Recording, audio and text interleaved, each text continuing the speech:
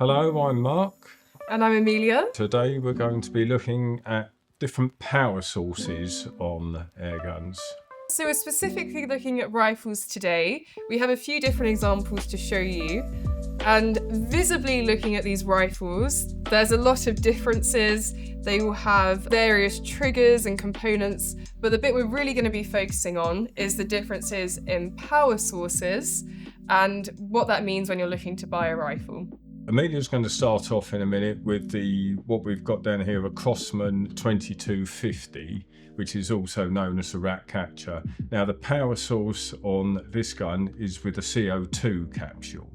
Now the benefits of a CO2 capsule are that it's very easy to use, they're disposable. The downside to it is that there aren't many CO2 powered rifles on the market which are up to the full legal power of just under 12 foot-pounds. So typically something like this Crosman 2250 would have a power of about 8 foot-pounds.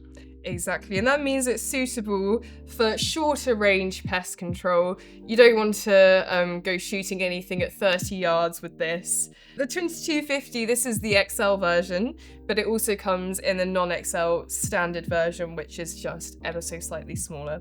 But I'll grab a CO2 capsule. This does just take one capsule at a time. So capsule just goes in downwards like that. And you're just going to screw that down nice and firmly until the capsule pierces. So really CO2, the benefits of it are that it's very easy and convenient to use.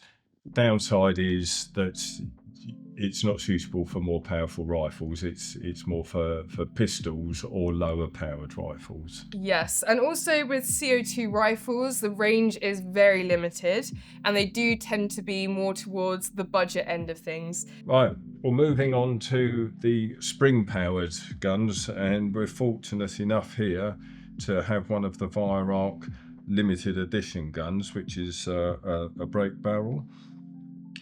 So the way that a break barrel works, it's simply what it says, break the barrel. So a tap with the back of your hand, you then cock the gun all the way down, load the pellets.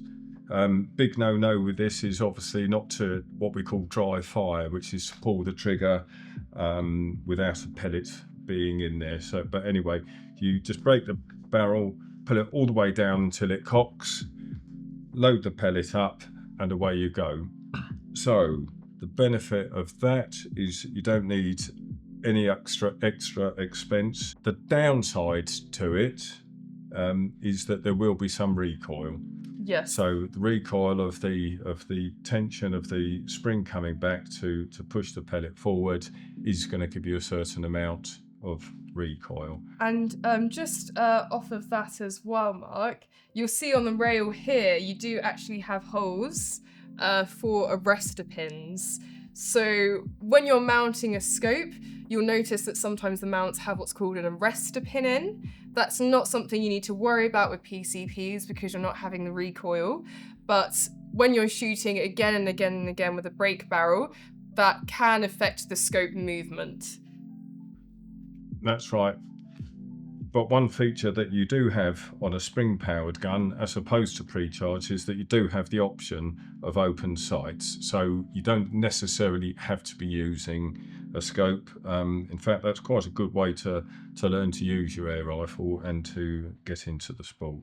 I think very often most people get into the sport with spring-powered guns, learn to shoot. It feels like a real full-on experience. Then when you want to move up, you can really appreciate the difference between a spring-powered and pre-charged, rather than diving straight into pre-charged. Yeah, and break barrels have a lot less maintenance, don't they? You're not going to have to worry about leaks or anything in future years. You just need to sort of give the barrel a good clean every now and then, give it a wipe down, and apart from that, unless you're having issues, there's not really much more that you'll need to do. No, and good quality brands like these, like the Weihrauch and the Arms, can last you for decades and decades, last you a lifetime.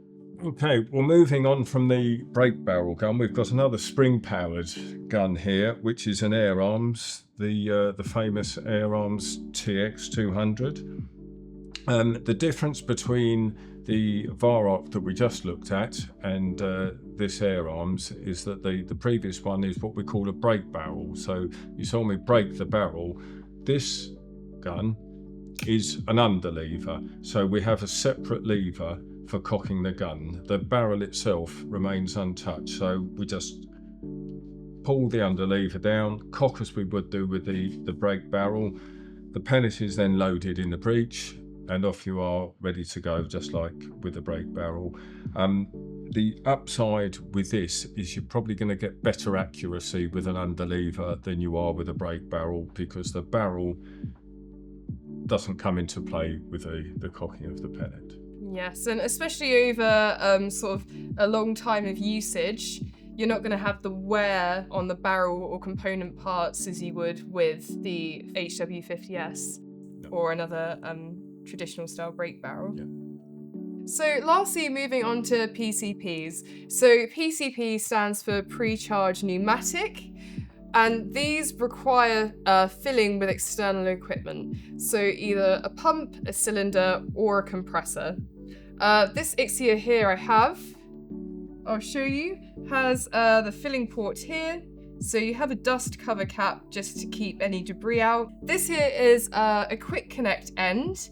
However, a lot of PCPs will have more of a hole for you to insert a filling probe into, but they work in the same way. The most popular way really is with a diver's bottle, so it's got clean, dry air in it. It's ever so simple to use. You can just put your filling probe on the end of the hose assembly that comes with the cylinder, and then just turn up to the required pressure, so typically up to 200 bar. The main benefits of a PCP are the improved accuracy and the lack of recoil that you get. As PCPs tend to be more expensive as well, you typically get more features available on the rifle, such as being able to adjust the trigger or the action. That's right, and also another benefit with the pre-charged guns is that due to the lack of recoil, although the power is the same on a pre-charged as to a Springer, you're going to get improved accuracy, and with improved accuracy you're also going to get improved range as well. So whereas the limit of your pre-charged guns may be around the sort of 35-yard mark, with pre-charged you can push that out closer to 50 yards. Yeah, particularly if you're shooting in 177 as well. The drawbacks of a PCP are starting off with the cost. Particularly if you're looking at more of a budget or entry-level PCP, you're going to find that you're still going to have to spend a couple of £100 on the charging equipment to fill it up. So it's not just the cost of the rifle itself you have to consider. In conclusion then, lots of different options when it comes to power source, and probably one of the first questions that you need to consider when picking which air rifle is for you. Well, if we look at the CO2, just to refresh our memories on those, very convenient, but you are limited on power. Springs, great way to get started. Advantage is you don't need any other external source, no other costs. Once you've got the gun, all you need to do is buy some pellets and away you go. Possibly fit a scope on once you've learnt to shoot with open sights if they've got them. Pre-charged. Higher maintenance, but better performance, I would say, in a nutshell. Definitely. So that covers our video on external or internal sources of power on air guns. Thank you for watching. Thanks for watching. If you enjoyed the video, please like and subscribe. And if there are any other video ideas you want us to cover in the future, let us know by dropping us a comment below.